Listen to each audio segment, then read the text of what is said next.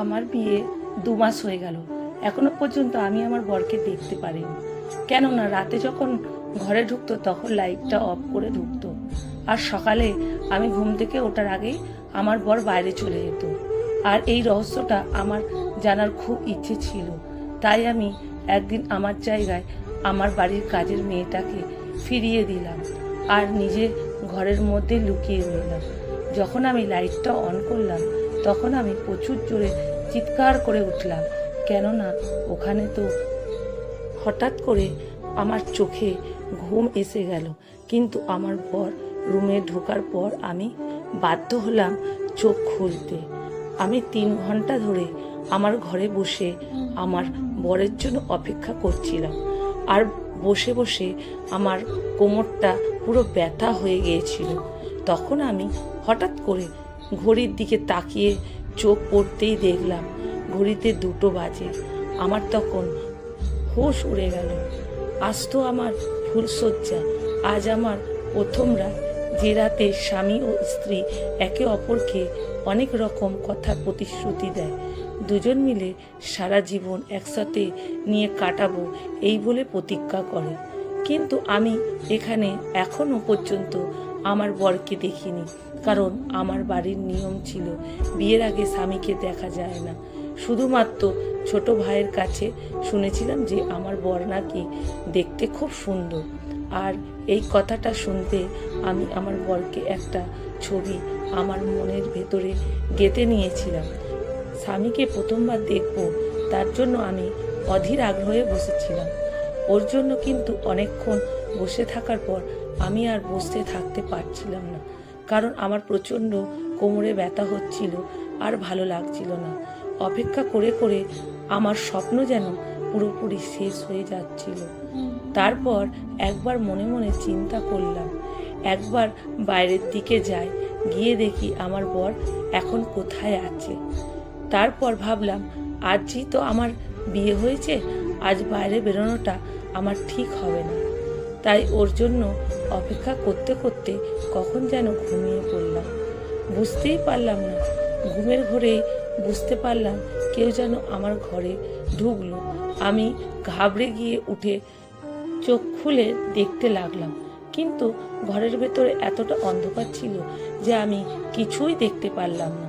তখন আমি একটু ভয় পেলাম আর জিজ্ঞেস করলাম, কে কে? ঘরে এত অন্ধকার কেন? কারেন্ট কি চলে গেছে?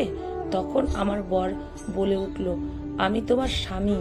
স্বামীর গলা শোনার পরে আমার মনের ভেতরটা স্পন্দন যেন আরও বেড়ে গেল। স্বামীর গলার আওয়াজ শুনে আমার সমস্ত ক্লান্তি যেন এক নিমিষেই উড়ে গেল। তারপর আমার একটু লজ্জা করতে লাগলো, কিন্তু আমি একটা বিষয়ে অবাক হয়ে গিয়েছিলাম যে আমার স্বামী ঘরের ভেতরটা আলো বন্ধ করে এত অন্ধকার করে রেখেছে। আমার কাছে এই জিনিসটা একটু অদ্ভুত বলেই মনে হচ্ছিল। তারপর আমার স্বামী আমার কাছে এগিয়ে এলো আর আমার কাছে ক্ষমা চাইলো, বলল, আমায় ক্ষমা করে দাও। বাইরে বন্ধুদের সাথে গল্প করতে করতে যে কখন রাত হয়ে গেছে আমি সেটা বুঝতে পারিনি।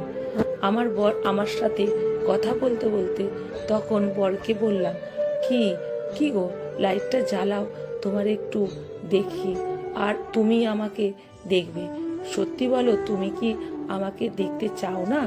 আমার বর তখন বলল, আমি তো তোমাকে তখনই দেখে নিয়েছি যখন আমাকে সামনে বসানো হয়েছিল। তুমি দেখতে ভীষণ সুন্দর। আর একটা কথা, তোমাকে বিয়ের আগে জানানো হয়নি, কিন্তু আজ তোমায় সব বলবো। আমায় কেউ টুকটাক করেছিল, তাই পুরোহিত বলেছে যে কিছুদিনের জন্য তোমায় মুখ দেখাতে বারণ করেছিল, তাই অন্ধকার করে ঘরে ঢুকেছি। এই কথাটা শুনে আমার বড় অদ্ভুত লাগলো, কিন্তু ওই সময় আমি সত্যি ওই কথাটাকে সত্যি বলে মেনে নিয়েছিলাম, কারণ ফুলশয্যার রাতে আমি কোনো তর্কের মধ্যে যেতে চাইনি। তারপর আমরা শুয়ে পড়লাম। মনের ভেতরটা একটা আশা ছিল যে আমার স্বামীকে আমি দেখব, কিন্তু যতই হোক সেই দিন রাতে আমায় দেখতে পেলাম না ওকে। আর বিয়ের সময়ও তো আমি ওকে দেখতে পাইনি, কারণ বিয়ের আগে তো আমাদের বাড়ির নিয়ম আছে স্বামীকে দেখা যাবে না। এইভাবে রাতটা কেটে গেল। আমি ভাবলাম ঠিক আছে, কোনো ব্যাপার না, সকালবেলা উঠে তো আমি আমার বরকে দেখতে পাবো। আর সকালবেলা যখন আমার ঘুম ভাঙলো তখন দেখলাম আমার স্বামী বিছানাতে ছিল না। আমি বিছানা ছেড়ে উঠে বাইরে গেলাম। বেরোতেই আমার শাশুড়ি আমাকে তার কাছে ডাকলেন। আমি শাশুড়ির কাছে যেতেই আমার শাশুড়ি আমাকে ফু দিয়ে, আমার মনে হলো আমার শাশুড়ি মনে হয় কোনো মন্ত্র পড়ে আমার ওপর ফু দিলেন। আমি তখন ভাবলাম হতে পারে আমার বরের উপর তো টুকটাক কেউ করেছে, তাই জন্য হয়তো আমার শাশুড়ি আমাকে ফু দিল, কিন্তু আমার বরকে আমি দেখতে পারলাম না। শাশুড়িকে জিজ্ঞেস করতে শাশুড়ি মা বলে উঠলেন, বর না কি কাজে চলে গেছে। আমায় শুনে একটু রাগ হলো, কারণ সে আমার সাথে সকালবেলা দেখাও করলো না। আমার ইচ্ছে করছিল শাশুড়িকে জিজ্ঞেস করতে যে আমার বরকে কি আপনি জোর করে বিয়ে দিয়েছেন? রাতের বেলা সে আমার সাথে কোনো কথা বলে না, আর সে আমাকে তার চেহারাও দেখালো না। সকালবেলা ঘুম থেকে উঠে কাজে চলে গেল। কেউ বিয়ের পরের দিনই কাজে চলে যায়? আমি এসব চিন্তা করতে করতে মনমরা হয়ে পড়েছিলাম। তখন সামনের ঘর থেকে একটা ছেলে বাইরে বের হয়ে আমি উঠে দেখলাম, আর তাড়াতাড়ি আমার ওড়না গায়ে দিলাম। শাশুড়ি মা বলে উঠল, বৌমা, ওটা তোমার ভাসুর। আমি একবার তাকিয়ে দেখলাম আর নমস্কার করলাম। তারপর সারা দিন কেটে গেল। আমার শাশুড়ি খুব ভালো মনের মানুষ ছিল, কিন্তু আমি লক্ষ্য করলাম আমার শাশুড়ি সবসময় চিন্তা করত। কী নিয়ে চিন্তা করত বুঝতে পারতাম না। যাই হোক, সন্ধে হয়ে যাওয়ার পর আমি আজকে আবার পরের জন্য অপেক্ষা করতে লাগলাম। সেদিন আমি খুব সেজেগুজে ঘরে বসেছিলাম। হঠাৎ করে দরজার শব্দ এলো। আমি দৌড়ে গিয়ে দরজা খুললাম আর দেখলাম আমার ভাসুর বাইরে দাঁড়িয়ে আছে। তারপর আমি ঘরের ভেতরে এসে আবারও অপেক্ষা করতে লাগলাম, আর বারবার ঘড়ির দেখতে লাগলাম। সেদিন অনেক মনে চিন্তা হচ্ছিল, কি জানি আজকেও বর কোথাও আছে, রাতে অনেক হয়ে গেছে বলে আমার শাশুড়ি আমাকে জোর করে সেদিন খাবার খাইয়ে দিল। কিন্তু খাবার সময় আমি লক্ষ্য করলাম আমার ভাসুর আমাকে লুকিয়ে লুকিয়ে দেখছিল, আর আমি যখন তার দিকে দেখলাম সে তখন চমকে গিয়ে অন্য দিকে তাকালো। ঘরে ঢুকে আমি অনেকক্ষণ অপেক্ষা করলাম, তখন বর আসেনি। তখন আমায় সে কষ্ট বুকে ফেটে যাচ্ছিল। আমার চোখ থেকে অনবরত জল পড়তে থাকলো, আর ঠিক তখনই আমার ঘরের ভেতরটা অন্ধকার হয়ে গেল। হালকা আলো বেলকুনি দিয়ে আসছিল। আমি ঘরে ঢুকলাম আর মনে মনে ঠিক করেই নিয়েছিলাম আজকে সমস্ত কথা বরের কাছে পরিষ্কারভাবে জানবো। তার কি আমাকে পছন্দ ছিল না? কিন্তু আমার বর আমার পাশে বসলোই না, অনেক দূরে গিয়ে বসলো। তখন আমি আরও রেগে গেলাম আর বরকে জিজ্ঞেস করতে চাইছিলাম সে আমার সাথে এরকম কেন করেছে।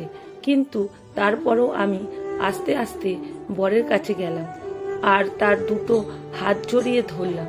আর ঠিক তখনই আমার বর আমার হাতটা ঝটকা দিয়ে সরিয়ে দিল আর উঠে দাঁড়িয়ে পড়ল আর বলতে লাগলো, যা বলার আছে তাড়াতাড়ি বলো, আমার ভীষণ ঘুম পাচ্ছে, আমি খুব ক্লান্ত আজকে। তখন আমি বরকে জিজ্ঞেস করলাম, তোমার কি আমাকে পছন্দ হয়নি? আর যদি এইরকম ব্যাপার হয়ে থাকে তাহলে তুমি আমাকে বিয়ে করলে কেন? সঙ্গে সঙ্গে আমার বর চিৎকার করে বলে উঠল, আমি অন্য কোনো মেয়েকে পছন্দ করি না, আমার কিছু প্রবলেম আছে, আমার চেহারা এখন তোমাকে দেখাতে পারবো না, আর তোমার সাথে এত কথা বলার টাইম আমার নেই। আমি মনে মনে ভাবতে লাগলাম, কি প্রবলেম আছে যার জন্য আমার বর আমার থেকে এত দূরে থাকে। সেদিনের পর থেকে এরকমভাবে প্রত্যেকটা রাত কাটতে লাগলো। আমি অনেক রাত করে ঘুমাতাম আর সকালবেলা একেবারে ঘুম ভাঙতো। সারা দিন বর ঘরে বাইরে থাকতো, কিন্তু অন্যদিকে আমি না জানি কেন এরকম মনে হতো যে আমার ওপর কেউ যেন সারা দিন নজর রাখছে। কিন্তু এইদিকে ওদিকে তাকালে আমি কাউকে দেখতে পেতাম না। একদিন সকালবেলা আমি চা বানিয়ে শাশুড়ি ঘরে ঢুকতে শুনতে পেলাম শাশুড়ি ফোনে কার কাছে যেন কাকতি মিনতি করছে। না জানি আমার শাশুড়িকে কেউ যেন ব্ল্যাকমেল করছিল। আমি যখন দরজা টোকা মারলাম আর ভেতরের দিকে ঢুকে গেলাম, তখন শাশুড়ি ফোনটা রেখে দিয়ে চোখের জল মুছতে লাগলো। আমি শাশুড়িকে জিজ্ঞেস করলাম, কেন কাঁদছো? তখন শাশুড়ি বলল, তার দাদা তাকে অনেক বাজে কথা বলেছে, তাই তিনি কষ্টে কাঁদছেন। কিন্তু তার কিছুদিন পরে আমি যে সত্যিটা জানতে পেলাম, সেটা শুনে আমার মাথা যেন বাজ ভেঙে পড়ল। আমার শাশুড়ির বোন ঘুরতে এলো আমার বাড়িতে। শাশুড়ির বোন সাথে কথা বলতে বলতে হঠাৎ জানতে পারলাম আমার শাশুড়ি নাকি কোনো দাদা নেই। আমার শাশুড়ি 2 বোন।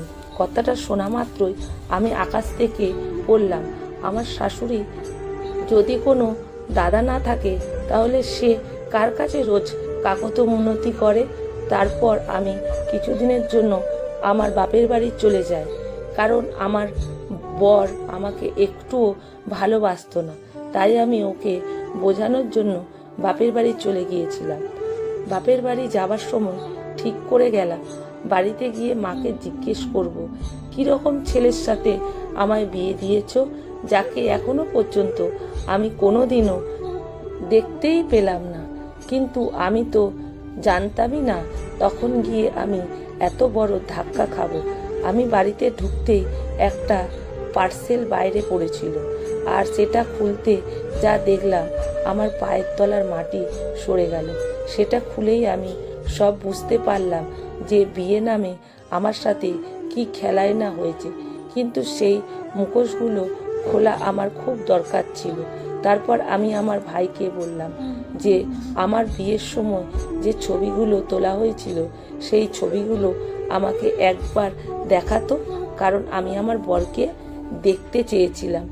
আমার ভাই আমাকে যে ছবিটা দেখালো, তাতে আমার বরকে দেখতে খুবই সুন্দর ছিল। তাই আমি আমার শ্বশুর বাড়ি চলে গেলাম।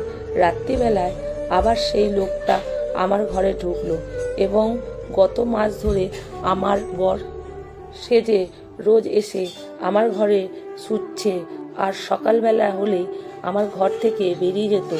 আমি জেনে গিয়েছিলাম যে ওই লোকটা আমার বর ছিল না, সে একটা অন্য লোক ছিল। যাই হোক, পুরো দিনটা কাটলো আমার।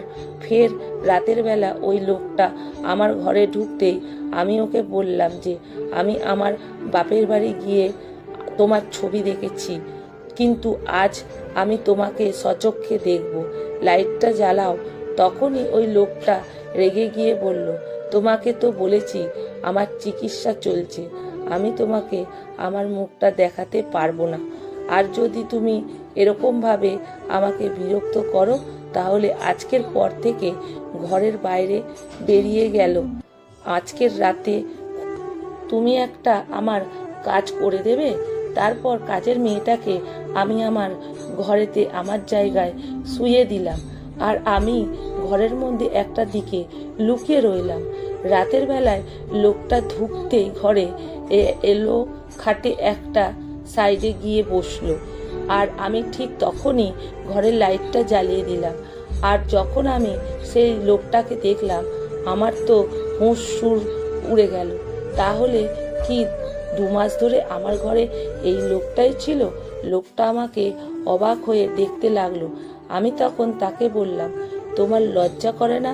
তুমি আমার ঘরে এরকম ভাবে আসা যাওয়া করো? সে কোনো উত্তর করলো না। আমি তখন সে পেপারগুলো আলমারি থেকে বার করলাম আর তার মুখের উপরে ছুঁড়ে মারলাম। কাঁদতে লাগলাম, কারণ সেগুলো ডিভোর্স পেপার। সেখানে একটা চিঠি ছিল, আর সেই চিঠিতে লেখা ছিল, আমি অন্য মেয়েকে বিয়ে করতে চাইলাম, কিন্তু আমার মা জবরদস্তি আমার সম্বন্ধ তোমার সাথে ঠিক করে। আমি হাজার বারণ করার পরও আমার বিয়ে তোমার সাথে করিয়ে দেয়, আর এই জন্য আমি বিয়ের রাতেই পালিয়ে গিয়েছিলাম। আর এবার আমি তোমাকে ডিভোর্স পেপার পাঠালাম। তখন তো আমার মাথা ঘুরতে শুরু করেছিল। আমার বর প্রথম রাতেই পালিয়ে গিয়েছিল, তাহলে এতদিন ধরে আমার ঘরে রোজ রাতে কে ঘুমাচ্ছিল? আসলে আমার ঘরে রোজ রাতে যে আসতো সে হলো আমার ভাসুর। তারপর আমি ভাসুরকে কলার ধরে জিজ্ঞেস করলাম, আপনি আমার সাথে এরকম কেন করলেন? তখন আমার ভাসুর বলল, আজ পর্যন্ত আমি এখনো কিন্তু খারাপ তোমার সাথে করিনি, যার জন্য আমাকে লজ্জায় পড়তে হবে। আমি যা কিছু করেছি আমার মায়ের বলাতেই করেছি, কেননা মা চাইতেন না এসব ব্যাপার লোক জানাজানি হোক। আসলে মা ভয় পেয়েছিল যদি সবাই জেনে যায় তাহলে তো আমাদের সবাই এক ঘরে করে দেবে। তাই জন্য আমি তোমার ঘরে আসতে যেতে থাকতাম, যাতে তোমার কোনো সন্দেহ না হয়, আর পুরো কথাটা যেন বদ্ধ ঘরের মধ্যেই থেকে যায়। কিন্তু আমি তোমার সাথে কোনো ভুল কাজ করিনি। তারপরের দিন আমি আমার বাপের বাড়ি চলে গেলাম, কিন্তু আমার ভাসুর আমাকে মনে মনে ভালোবাসতো। তাই আমার শাশুড়ি আর ভাসুর এসে আমার বাপের বাড়িতে এসে আমার মা বাবার কাছে আমার হাত চাইলো আর বলল সে আমাকে খুব ভালোবাসে, সে আমাকে বিয়ে করতে চায়। আমার মা বাবা তারপর আমার সাথে বিয়ে দিয়ে দিল। এখন আমি খুব ভালো আছি, সুখে সংসার করছি। লেখা সংগৃহীত, পাঠে অনিতা ভট্টাচার্য। ভিডিওটা যদি ভালো লেগে থাকে বন্ধুরা প্রচুর প্রচুর শেয়ার করবেন। আমার প্রণাম ভালোবাসা আপনাদের জন্য রইল।